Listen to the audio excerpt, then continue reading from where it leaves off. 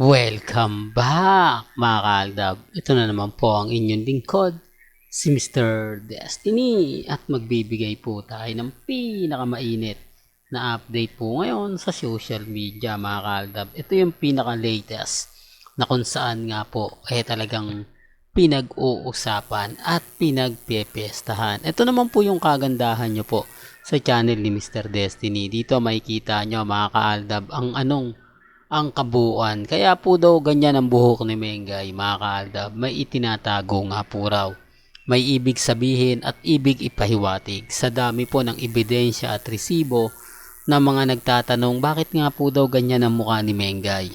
Ano nga po ba daw ang dahilan at rason? Well, gaya na sinabi natin, marami po nakapansin sa ilong ni Maine Polkerson. Kung mapapansin nyo, kakaiba nga po daw ang kanyang ilong. Sabi ko nga po sa inyo, mahirap talaga gayahin. Kumbaga, ang totoo. Kasi kapag ngumingiti nga po, nag-iiba yung aura. Di po ba? Yung parang bumabanat po mga kaaldab, no? Real talk mga kaaldab. Kaya ang sabi ko sa inyo, yung mukha ni Mengay talagang kakaiba.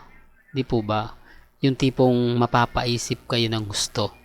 Although sinasabi ng iba, hindi, si Mengay talaga yan, Mr. Destiny. Fake news ka, lahat ng sinasabi mo hindi totoo. Lahat ng pahayag mo hindi totoo. Kumbaga, hindi ganito, hindi ganyan. Sabi ko nga po sa inyo kumbaga sa dami po ng mga ina-update natin, sa mga pinapaliwanag natin, kuha ko na po lahat. Yung kabuuan ni Mengay, di po ba? Kasi nga 2015 di po ba? Yung makita natin. Kaya nga po nung bali-balita na sinabi ni Romel na hindi daw po maganda si Mengay. Malakas lang po daw yung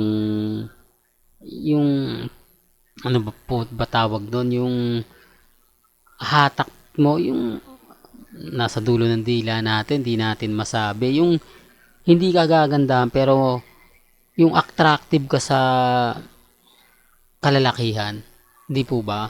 Yun po yung pinupunto nila. Kaya nga po ako natatawa lang eh. Di po ba? Sabi ko nga po sa inyo, kampante lang po mga kaaldab. Kasi alam niyo naman po, dito sa channel ni Mr. Destiny, kung ano lang naman po yung mga sinasabi nila, pinapaliwanag nila, doon lang naman po tayo. Di po ba? Hindi lang po nila matanggap mga kaaldab yung buong istorya. Hindi nila lang matanggap na meron pong channel ni Mr. Destiny na nag-iimbestiga, nagpapaliwanag, di po ba? Although yung iba wala ng aldab, tapos na nga po raw. Ako nga po binabantayan keso bagsak na yung viewers natin, di po ba? Tapos eto na naman, tanong nila nasan si Alden Richards, bakit walang update? Bakit si Daddy Bay ang nag-post? Sino yan? Kanino yan? Sa Batangas ba yan? Sa Laguna ba yan? Di po ba? Mga simpleng katanungan. Gaya nga ng sinasabi ko mga kaaldab, may mga bagay-bagay po na mapapaisip naman po talaga kayo Di po ba? Kung sino nga po ba talaga ang kasama ni Alden Richards. Di po ba? Kung nasaan nga po ba talaga si Richard Polkerson Jr. Mga simpleng katanungan na mapapaisip naman po kayo. Di po ba? Sinasabi ko lang po ito mga kaaldab sa mga dumadaan at bumibisita po sa channel natin.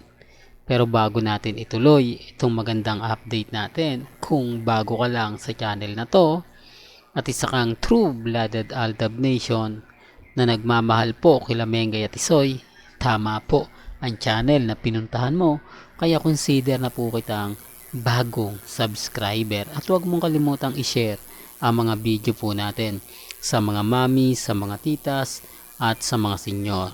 Remind ko lang po sa inyo, ako po updated tayo. Wala po tayo nakukuhang ebidensya at resibo na naandito na nga po si Alden sa Pilipinas. Bagamat sinasabi po ng iba na naispatan na nga po raw sa NAIA Terminal si Alden Richards. Pero wala pa naman po siyang update. Ang ine-expect nga po natin mag-update ngayon kundi si Risa, si Angel o si April. Pero ang nag-post si Lysam at si Daddy Bay na kung saan ang layo naman po ng post niya o ng update niya. Di po ba tanging mga mamis, mga titas nga lang po ang makaka-relate sa pinost po ni Daddy Bay. Di po ba? Kaya ang sabi ko nga po sa inyo, para saan nga po ba ang mga pinopost ni Daddy Bay? Para saan nga po ba ang ina-update ni Daddy Bay? Bagamat maraming komento, maraming sinasabi, okay lang po yan. Basta sabi ko nga po sa inyo mga kaaldab, ako masaya po ako sa mga nakukuha nating impormasyon. Masaya po ako sa mga nababasa natin at nababalitaan natin.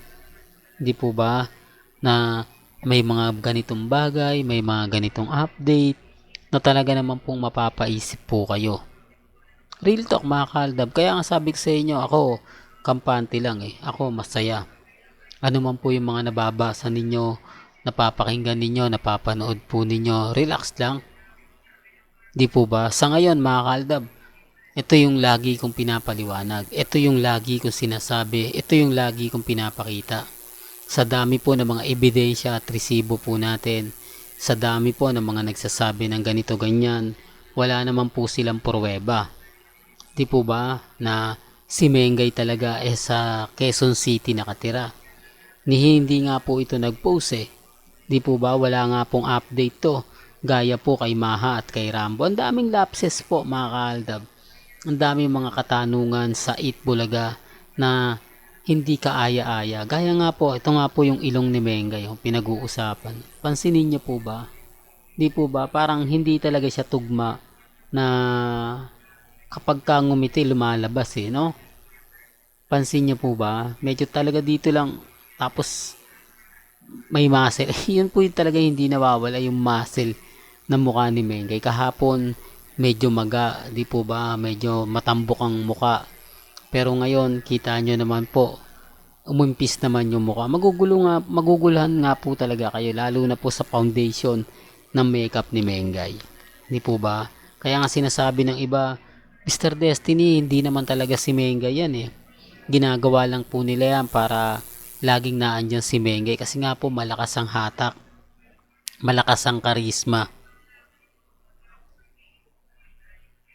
At eto pa po wala daw po silang makukuha pang katulad ni Maine Polkerson sa TV5. Totoo naman po yun. Sino nga po bang sa tingin po nila ang papalit kay Mengay na kayang-kaya po makipagbiruan, kayang-kaya po makipagbatuhan ng mga punchline kina Bossy, inyo Master Joey De Leon at Tito Sen. Di po ba? Yun ang sinasabi ko mga kaaldab na nakakatuwa po dahil kahit anong gawin po nila, nag-guess po sila, di po ba? Hindi nila makuha.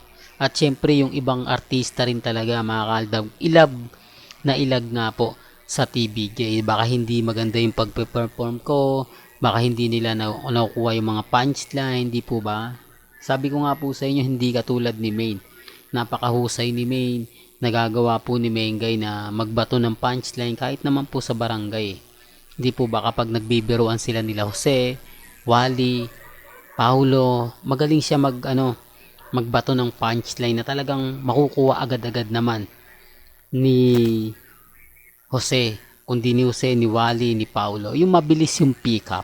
Di po ba? Yan ang sinasabi natin mga kaaldab na kakaiba. Lalo na nga po kapag pinag-uusapan natin ang real life couple. Di po ba? Sabi ko nga po sa inyo, kampante lang po kayo. Maging matatag. Di po ba? Sino nga po ba yung kasama ngayon talaga ni Richard Polkerson? At nasaan nga po ba talaga si Richard Polkerson? Yan ang sinasabi natin mga kaaldab na hanggang ngayon wala pong nakakaalam. Hindi po nila alam kung nasaan nga po ba talaga si Alden Richards. Kahit anong sabihin nila, hindi may shooting siya o may shoot siya ng Cebuana, may shoot siya ng Walter Mart, may shoot siya ng Sting. Wala pa rin pong resibo. Wala pa rin pong ebidensya. Di po ba lahat po ng mga sinasabi nila bali-balita lang po. Pero wala pa pong pruweba. Kaya ang sabi ko sa inyo, lagi lang kayong tututok sa channel ni Mr. Destiny para alam din po ninyo. Para hindi po kayo nagtataka o nagdududa kapag mayroon silang update. Well, hanggang dito na lang po ang ating latest updates. Kaya kung gusto nyo pa po ng pinaka-latest at sariwang update, abay tumutok lang po kayo dito po sa channel ni Mr. Destiny para updated po kayo sa mga latest at sa mga bagong video po na ilalabas po natin maya maya lang. Hanggang sa muli, salamat po sa panonood at pakikinig.